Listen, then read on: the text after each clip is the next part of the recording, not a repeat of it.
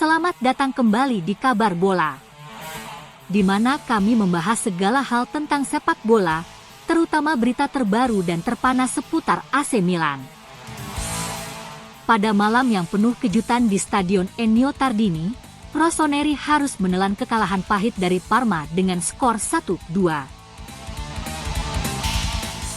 Dalam video kali ini, kita akan mengupas tuntas jalannya pertandingan, reaksi para pemain, hingga desakan fans yang meminta perubahan besar-besaran.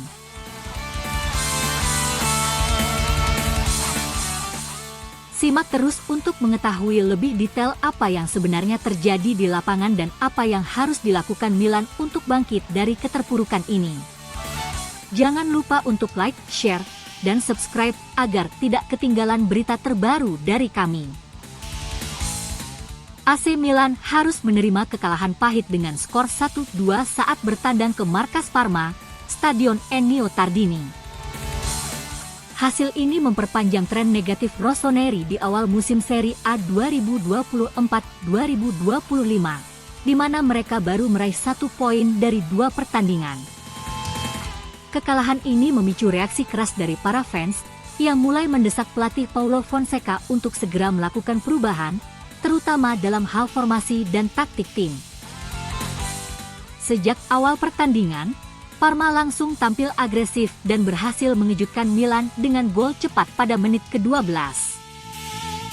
Gol pembuka dicetak oleh striker Parma, Roberto Inglesi, yang memanfaatkan umpan silang sempurna dari sisi kanan.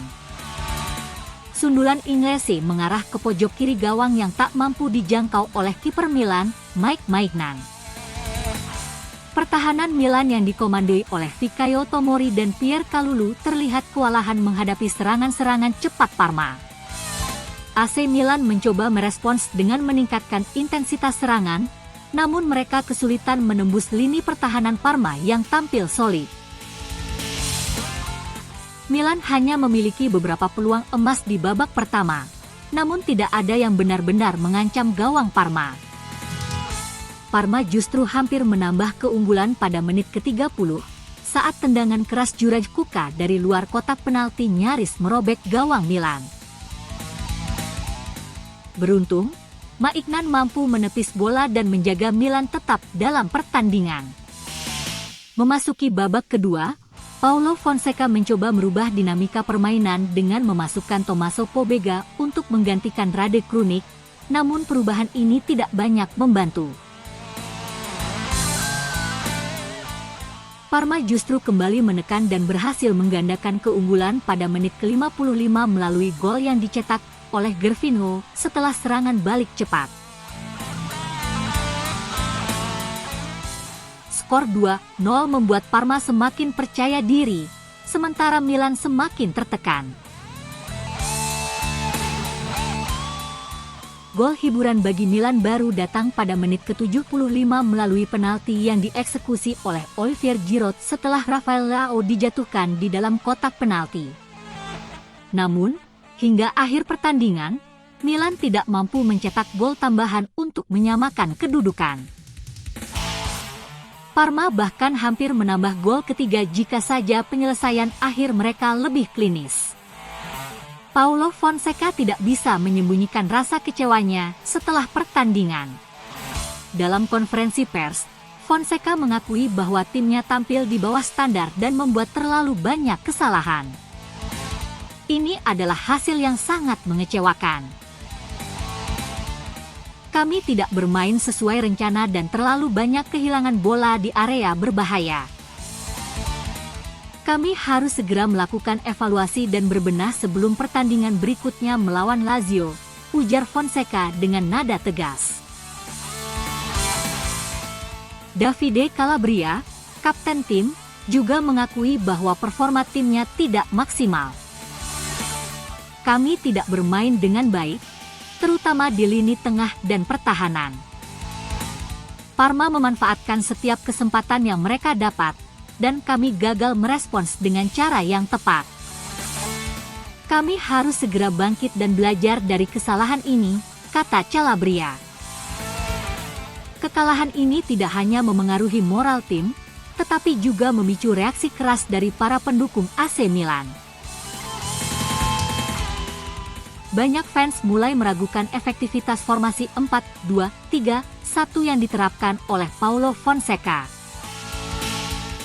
Mereka berargumen bahwa formasi ini membuat Milan kehilangan kontrol di lini tengah dan terlalu mudah dieksploitasi oleh tim lawan. Dalam berbagai forum online dan diskusi di media sosial, fans mulai mendesak Fonseca untuk mencoba formasi 4-3-3. Formasi ini diyakini akan lebih cocok dengan karakteristik pemain Milan saat ini, terutama di lini tengah yang dihuni oleh pemain-pemain seperti Ismail Benacer, Tijani Reijnders, dan Youssouf Fofana. Ketiga pemain ini dinilai memiliki kemampuan untuk mengontrol permainan, mendistribusikan bola dengan baik, serta memberikan perlindungan ekstra bagi lini belakang. Pendapat ini juga didukung oleh beberapa analis sepak bola, termasuk pembawa acara terkenal Ahmed Dair, yang dalam sebuah sesi nonton bareng mengatakan, "Saya pikir formasi 4-3-3 akan memberikan keseimbangan yang lebih baik untuk tim ini." Dengan Benacer, Reijnders, dan Fofana di lini tengah, Milan bisa lebih mendominasi permainan dan menekan lawan dengan lebih efektif. Dengan hanya mengumpulkan 1 poin dari 2 pertandingan, laga berikutnya melawan Lazio di San Siro akhir pekan ini menjadi sangat krusial bagi AC Milan. Kekalahan atau hasil imbang lagi akan membuat Milan memasuki jeda internasional tanpa kemenangan, sesuatu yang belum pernah terjadi sejak musim 2011-12.